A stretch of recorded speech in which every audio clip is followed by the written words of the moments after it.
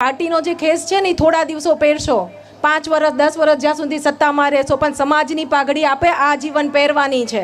આપણે સૌ જાણીએ છીએ કે આપણે જે સમયમાંથી અત્યારે પસાર થઈ રહ્યા છીએ, હું મારી વાત એટલે અહીંથી કરવા માંગુ છું કારણ કે આ બહુ જરૂર છે.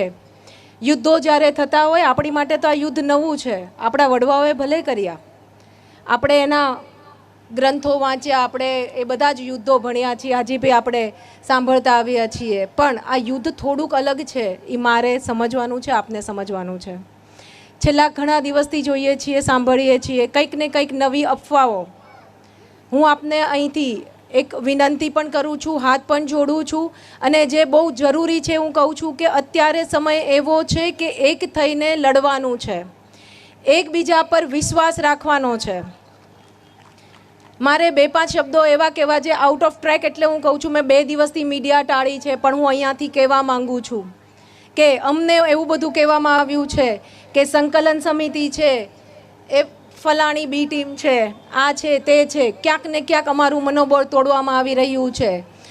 ઘણી બધી લડાઈ જે મેદાને લડાતી હોય ને એનાથી લડાઈ અંદર રમાતી હોય છે, અને આ લડાઈ એવી છે કે મેદાને નહીં, જે બંધ બાણે લડાતી હોય, જે રણનીતિ ઘડાતી હોય એની પર આપ સૌએ વિશ્વાસ પણ રાખવો પડશે. સંકલન સમિતિ જે આપણી 90 સંસ્થાની તાલુકા જિલ્લાની સ્થાનિક સંકલન સમિતિ છે, એક જેનું સેન્ટ્રલ બોડી, એ આજના સમયને, સાંપ્રત સમયની જે અત્યારે જે પ્રશ્નો છે એને બહુ સારી રીતે સમજે છે. મારી પહેલાંના પૂર્વ વક્તાએ જે વાત કરી, હું એમાં મારો સૂર પણ પુરાવું છું કે શરૂઆતમાં જ્યારે આપણે વિરોધ કર્યો ત્યારે આપણને નહોતી ખબર કે જ્યારે બહેનો દીકરીઓને, આપણે હિન્દુ રાષ્ટ્રની વાત કરીએ છીએ, આજે આપણે જે શ્રી રામને અત્યારે આપણે જે પૂજી રહ્યા છે, આપણે કહીએ કે એટલા વર્ષો પછી રામ રાજ્ય આવ્યું. એટલે જ્યારે આ એક પ્રશ્ન બન્યો ત્યારે આટલી ગંભીરતા કોઈને નહોતી કે રામ રાજ્યમાં આ પરિસ્થિતિ આવીને ઊભી રહેવી પડશે. મને તો એ પણ નથી સમજાતી કે ભારતીય જનતા પાર્ટી એવો તો શું જીવ છે એક આ રૂપાલા સાહેબમાં. આપણા સૌ માટે આ ગંભીરતાથી સમજવાનો પ્રશ્ન છે. બહેનો દીકરીઓની અસ્મિતાની વાત છે, આપણે ઉપર સુધી પહોંચ્યા છીએ, મવડી મંડળ સુધી પણ પહોંચ્યા છીએ. હું આપને એક વસ્તુ પણ એ બી કહું, ગંભીરતા આપ સમજજો. અમને જ્યારે કહેવામાં આવ્યું, ઘણી વાર સમજાવવામાં આવ્યું, સમાજને અવિશ્વાસ અમારી માટે ઊભો થાય એટલે અમને એવા ચક્રોમાં ફસાવવામાં આવે. બહાર મીડિયામાં ખરા અમે ભવન પર બેઠા હતા ત્યારે એવું કહેવામાં આવે કે ભાઈ ત્યાં ડિનર લે છે કે લંચ લે છે સીએમ હાઉસમાં.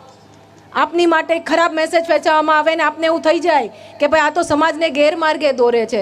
અને હું આપને અહીંથી પૂછવા માંગુ છું, અમે આટલા દિવસથી એવું કહેતા આવ્યા હતા કે જે કેસરીઓ પહેરો છો, અમે તો પાર્ટીના નેતાઓને કહેતા હતા કે સમાજનો જે પાર્ટીનો જે ખેસ છે ને થોડા દિવસો પહેરશો, 5 વર્ષ 10 વર્ષ જ્યાં સુધી સત્તામાં રહેશો, પણ સમાજની પાઘડી આપે આજીવન પહેરવાની છે.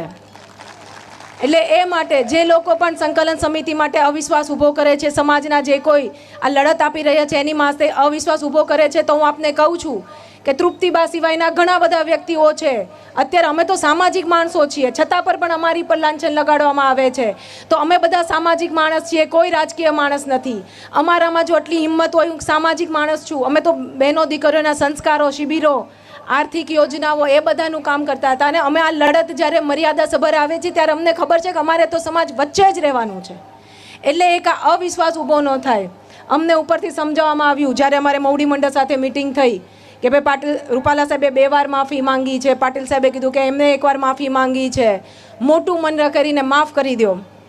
હું આપને એટલે કહું છું કારણ કે જે બધી વાતો કરે છે ને એટલું ઇઝી નથી હોતું જ્યારે તમે સામે બેસો છો.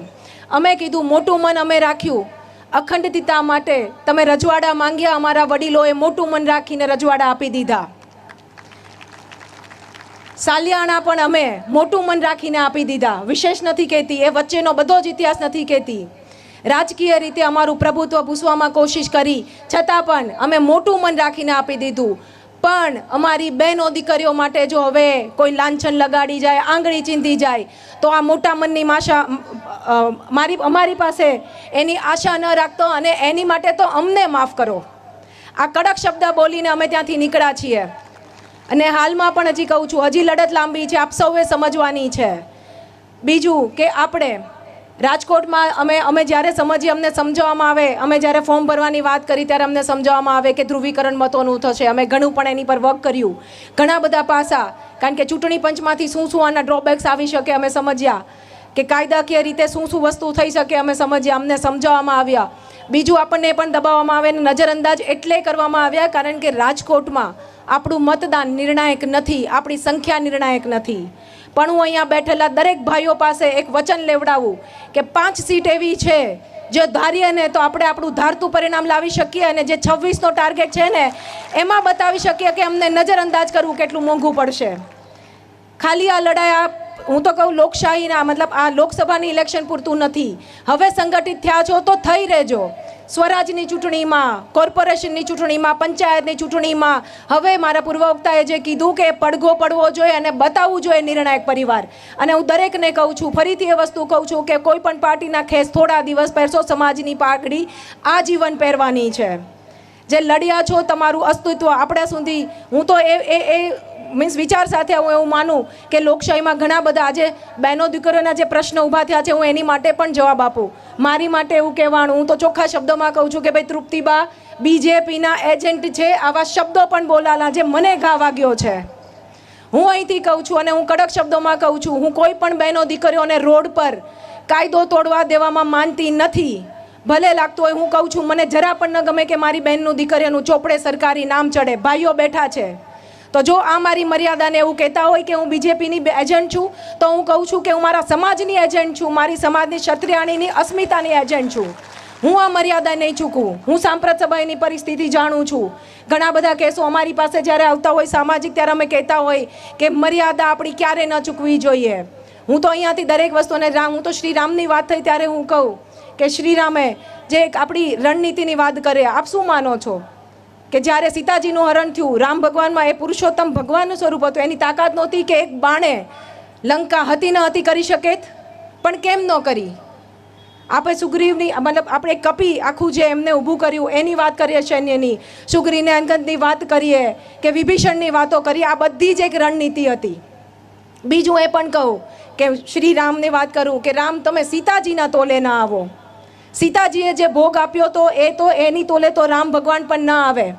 એટલે આપના સૌને કહું છું, આપે રૂપાલા સાહેબનો ચહેરો જોયો હશે, હું તો જોતી આવી છું, એટલા વર્ષો જૂના એમના વક્તવ્ય સાંભળ્યા છે ને નવા પણ સાંભળ્યા છે. એમના ચહેરાની રંગત જે ઉડી ગઈ છે ને એ આ ક્ષત્રિયાણીઓની તાકાત હતી. જે શબ્દો છે ને કે લંકામાં રાવણને સીતાજીએ ઓલરેડી મારી નાખ્યો હતો, રામ ભગવાને તો બાણથી માર્યા. એ વિજયનો લાવો તો રામ ભગવાનને અમથો મળ્યો હતો, સીતાજીએ એને ત્યાં જ મારી દીધો હતો. એટલે જે આ ક્ષત્રિયાણીની લડાઈ છે ને, રૂપાલા સાહેબને તો ત્યાં પતી ગયું છે. હવે આપ જોતા હશો કે જે માણસ પહેલાંના બધા આપણે જૂના વક્તા જોતા, હવે એના ચહેરા પર રંગત, જ્યારે સભામાં જાય છે એમની આંખો આમ થાય છે. આ બીક આપણે બતાવી દીધી છે અને આ બીક દરેક નેતાને થવી જોઈએ કે ક્યાંય પણ જ્ઞાતિ જાતિ અને બહેનો પર ટિપ્પણી કરશે ને ત્યારે ક્ષત્રિય સમાજ ઊભો હશે. એટલે હું ફરી આપને કહું છું કે કોઈ જગ્યાએ સંકલન સમિતિએ નમતું નથી જોખ્યું. અમે બધી જ જગ્યાએ બહુ તટસ્થ રહ્યા છીએ. બીજું કે અસત્યના ફકરાઓ હોય અમે નથી દેખાતા, કારણ કે મીડિયામાં દેખાવું જ અમારું કામ નથી. અસત્યના ફકરા હોય, સત્યની તો 2 જ લીટી હોય કે સમાધાન આજે નહીં અને કાલે પણ નહીં. અને ફરી આપને કહું, આણંદ જિલ્લો આપનો નિર્ણાયક બની શકે, આપનું મતદાન પણ નિર્ણાયક બની શકે, ઘણી બધી જે સીટો છે ત્યાં નિર્ણાયક મતદાન બની શકે. તો સંકલન સમિતિના એક આદર્શથી જિલ્લા તાલુકા વાઇઝ કન્વીનર બને, આપને કહું ઝોન વાઇઝ કન્વીનર બને, ગામ વાઇઝ, ફળિયા વાઇઝ, અને હું તો કહું કે પધારો ભાઈ, હું તો કહું કે ચૂલા વાઇઝ કન્વીનર બને અને આપણું મતદાન નિર્ણાયક મતદાન વિરોધ પક્ષમાં જાય, નિર્ણાયકમાં જાય, એ આપણી સૌની ફરજ છે. બીજું એક ધ્યાન દોરવા જેવી વાત કહું છું, આપણા જે કોઈ ભાઈઓ સૈન્યમાં છે, બહાર છે, જે લોકો વોટિંગ નથી કરી શકતા તો પોસ્ટલ બેલેટથી ભૂલ્યા વગર 100% અચૂક મતદાન કરે, કારણ કે એમાં ઈવીએમની ભૂમિકા નહીં આવે. 100% મતદાન બને અને આપનો મત વેડફવો ન જોઈએ, નોટામાં પણ ન જવો જોઈએ, અને સામે જે નિર્ણાયક આપી શકે એવો જે પક્ષ હોય એમાં જવો જોઈએ. તો સંકલન સમિતિ જે પણ આપણને કે આગલી જે પણ આપણને રણનીતિ આપે એને આપ અનુસરશો. સંકલન સમિતિ આપણા સમાજનો એક આ નબળાઈ પણ છે. આપણા યુદ્ધો જે જૂની બધી વાતો કરે છે, હું કોઈ શબ્દો નથી વાપરતી, પણ જે એક અવિશ્વાસ છે ને એ આપણી મોટામાં મોટી નબળાઈ છે. હું આપને વિનંતી કરું છું, કોઈ કંઈ પણ કે સોશિયલ મીડિયામાં કંઈ પણ આવે, પણ મહેરબાની કરીને અવિશ્વાસ ઊભો ન કરતા, નહીંતર 2 દિવસ પહેલાં જે ચિત્ર ઊભું થયું હતું એમાં ભાજપવાળાને તો થઈ જ ગયું કે આમાં અંદરો અંદર આ લડી લે છે, આપણે હવે ભૂમિકા ભજવવાની જરૂર નથી એટલે ઢીલા પડ્યા છે. આ પડવા ન દેતા. તમારો હોકારો પડકારો પણ ઢીલો ન થવો જોઈએ.